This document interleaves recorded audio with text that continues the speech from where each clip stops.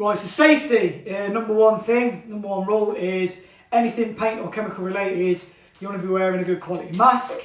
You also want some gloves for your precious hands, and additionally with the activator you possibly want some goggles. Just basically you need to keep yourself protected and wear some old clothes. Unless you've liked, shared and subscribed our video, then you may have been picked for one of our merchandise t-shirts, which you could be wearing to protect the rest of you. So that's the safety out of the way. Let's go on to the tools and bits for applying the paint. Tools for applying the paint.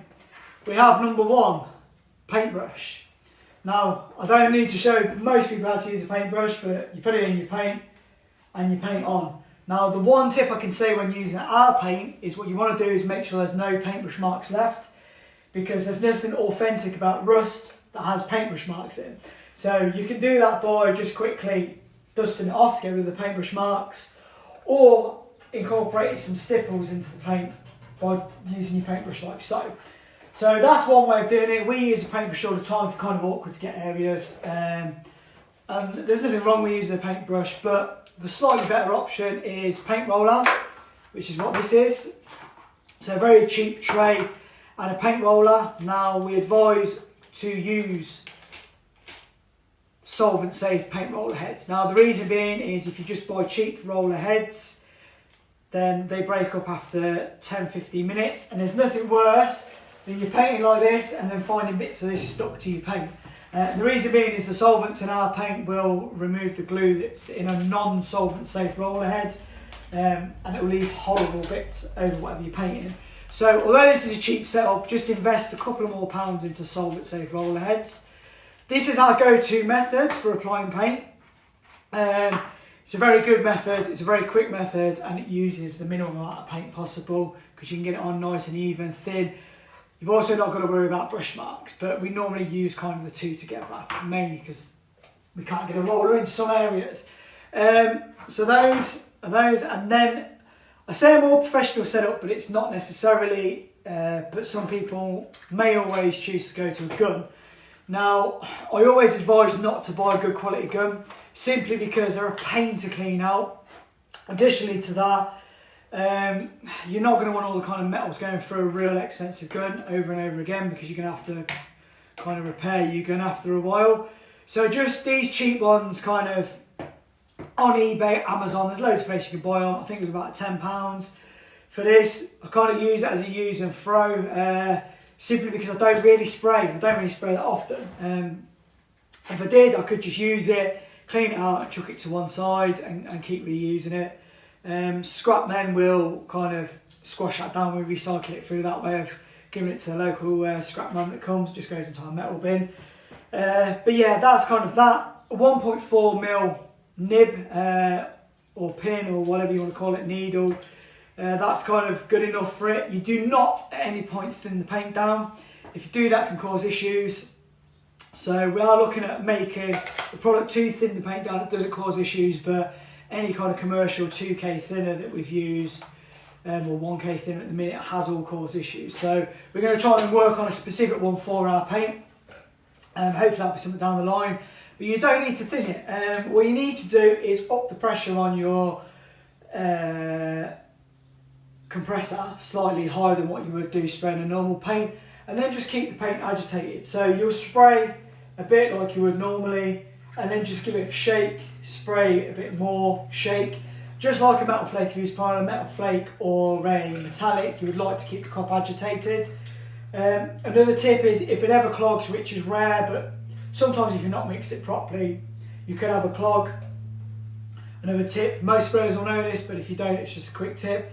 Obviously you'll be wearing gloves, masking, etc. Put your thumb over the end and just give it a quick spray, and what will happen with that is any blockage that's potentially in there will just knock it back up and you can carry on spraying. One other thing to note is none of these cheap ones come with it, but if for some mad reason you want to use an expensive one, you'll find that some of them have like a pre-filter that's in here. It'll be like a little plastic thing with mesh on. You need to remove that because there's no way the paint's going through that. So you can use these. I have used these, but kind of the downside with the spray gun is you don't need a gun finish. And also there's a lot more masking, there's a lot more prep work. You've got to mask everything because spray just goes everywhere. With a roller, you've only really got to mask a bit of glass off and anything else, a little bit on the floor, and just go like crazy. You're not going to get paint kind of the other side of your workshop. So we kind of much prefer these over. I'm going to show you how to do a van at home. We've got a VW or Volkswagen Caddy. I'm not spraying it. The spray gun is going. I'm not bothering spraying it. I'm going to do it with these tools right here. Additionally, another tip that's on our Facebook group that one of the customers just told us recently is a good way of applying the paint is by sponge. Now, I haven't got a sponge here, but if you can imagine that this is basically a sponge, what they do is if they want an authentic bit of rust on this panel here, so say if this top bit was the colour and they wanted a bit of rust, just a small area, they would use a sponge just to dab where they want the rust. I'm going to do a quick video on that to show how to do that effect, but it is another way of applying the paint, so that's probably another option for you as well. Right, so the other tools that people will want is nearer the end of the paint process. So we've explained the tools to apply, we've explained what's in the kits. We'll explain how to apply it in another video. We're just going to go through a couple of other bits that you're going to want. You're going to want something like this, a panel degreaser. For whatever reason, we've had a customer who's gone crazy and used stuff like acetone, and you don't want anything real harsh. Paint shops will have panel degreaser in, or brake cleaner. If you haven't got any of those, hot soapy water, which will be, there's obviously other kind of products, but like fairy liquid, a dash of that with some hot water will be enough to clean. So something for cleaning whatever you're doing. Right, so you've got your tools sorted, you know how you're applying the paint. The only other tools you'll need is a bit of sandpaper, and that is ideally for removing kind of any brush marks you may have left or any high spots in the paint that you're not kind of happy with. So we normally use like a 120 grit, but the most important thing that you can buy is these green Scotch pads. Now they're brilliant for getting into kind of all kind of awkward nooks and crannies you may need to get a Scotch pad into. They're also the only thing you need to activate the paint with. So once you've kind of followed the instructions and you've activated the bottle, you've got your mixture ready to go on. You don't even need to sand our paint, it's that easy to activate. You just wear your gloves, obviously, rip a bit of Scotch pad off, soak it so it's soaked through, and scrub as hard as you can. Obviously imagine this is painting the rusty paint. You're scrubbing, and just basically scrub it all over. And keep applying more, keep it wet, basically so the whole panel's done. And you can leave that to dry. You'll see it basically rusting pretty much before your eyes within like 5-10 minutes. And then once you've done that, you can then just dust more activator over the top and you get all your nice runs and everything in. So yeah, simply for just activating, you can get away with Scotch pads on their own as long as they're soaked and you're wearing gloves because you need to protect your hands, and potentially goggles as well. So that's kind of the one thing you do need. Sandpaper's optional.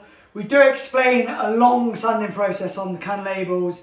They will be changed in the future. This is basically because the product mix was a bit harder to sand, but we've been still running around since 2014, and obviously the product's developed really well since then. We're always doing research and development, and we've got to a stage where it's just easy and quick to do it by this. You can follow the can instructions, it's just a lot of sanding, but they also make it very safe so people don't sand through high spots. And what I mean by that is if I was just to put on the can label, just use 120 grit sandpaper and scrub hard, you might get people that are scrubbing like this and not realising that the high spot is going to sand through a lot quicker than the low spot. And I don't want people messing their kind of cars up and stuff, or whatever they're painting. So we do a very long process, which is using higher grade sandpaper, just to kind of make that as user friendly as possible. But realistically, you don't need to do it that way. You only need green Scotch pads, a pair of gloves, and soak your Scotch in activator.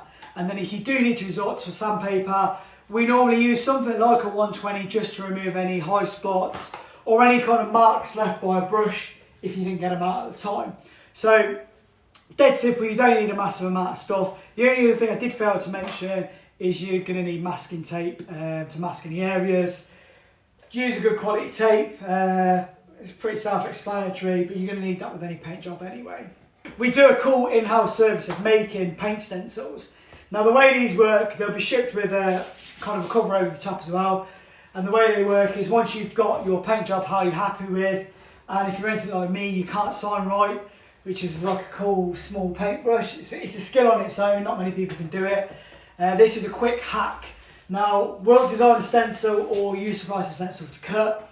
We much prefer you to supply the stencil, and especially if they're cool, funny or offensive ones, they're always the best because they're funny to look at. But you do it, we'll cut it out for you. Or like I say, we can design one with your own text on. And you'll receive it. It's basically a case of peeling it off and you can apply it. It will lightly stick to whatever surface you're applying it to.